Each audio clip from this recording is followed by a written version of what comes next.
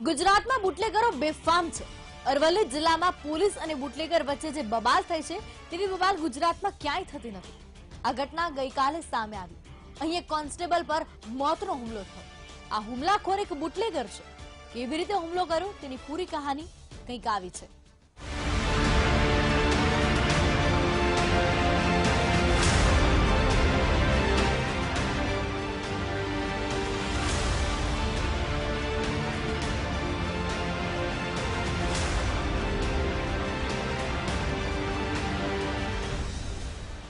Bootlegger બેફામ, constable માંડ માંડ બચ્યો।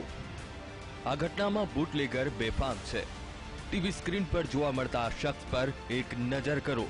આ શખ્સ બુટલેગર છે, દારૂની હેરાફેરી કરે છે, પરંતુ સાથે સાથે આ શખ્સ ઘાતકી પણ છે। પૂરી ઘટના કંઈક આવી હતી। ગઈકાલે સવારે શામળાજી પોલીસ રતનપુર ચેકપોસ્ટ ઉપર વાહન ચેકિંગ કરી રહી હતી।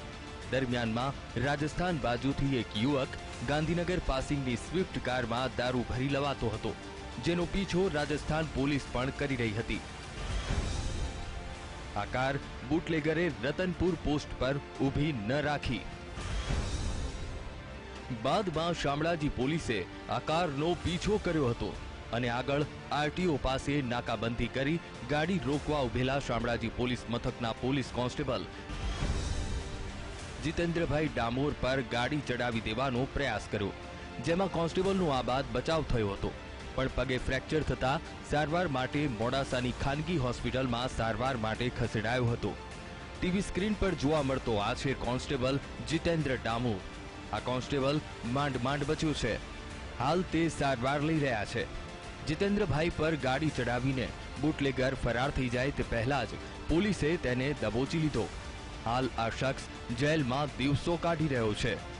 एक सीट गाड़ी दारू भरीने भागेली छे, तमे ब्लॉक करजो એટલે મેં આગળ જઈને બ્લોક કર્યો। બ્લોક કરી બીજા સાધનોથી બ્લોક કર્યો એટલે ગાડી ફાસ્ટ લઈને આવ્યો અને આગળની ગાડીને જો ક્રુઝર ગાડી ઊભી હતી એને અડાડીને ટક્કર મારીને મારા પર ગાડી નાખી એટલે મને પગે વાગી ગયું, મારો પગ ફ્રેક્ચર થઈ ગયો અને એ બુટલેકર પકડી લીધો। દારૂ ભરેલી ગાડી છે।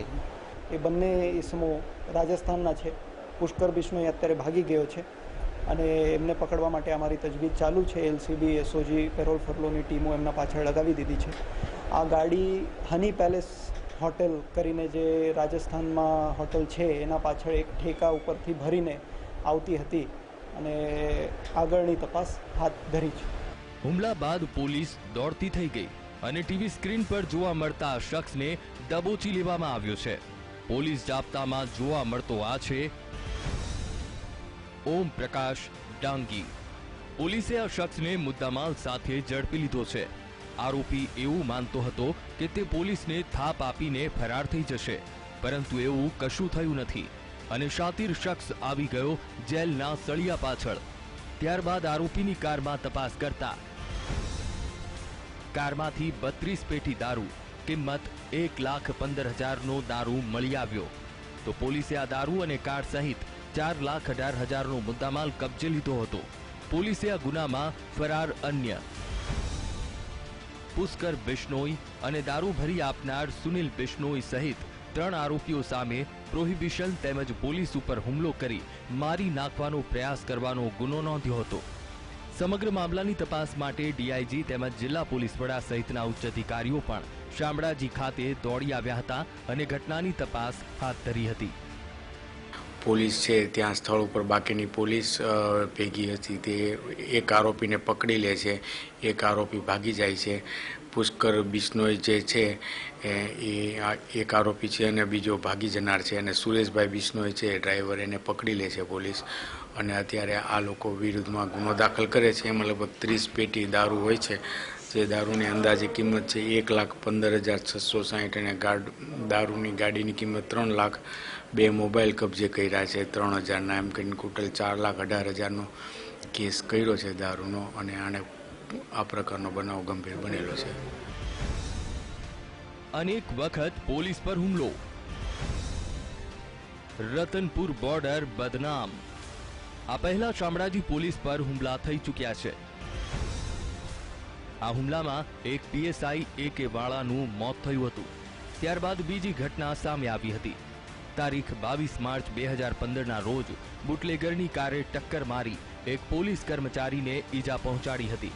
આવી તો અનેક ઘટના આ બોર્ડર પર સામે આવી ચૂકી છે। જ્યારે પોલીસ પર હુમલો થાય છે ત્યારે પોલીસ સાવધાન બની જાય, બાકી થોડા સમયમાં ભૂલી જાય છે।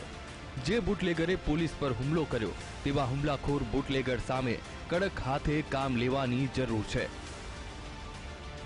ક્રિમિનલ માટે તસ્લીમ સુથાર, VTV ન્યૂઝ, શામળાજી।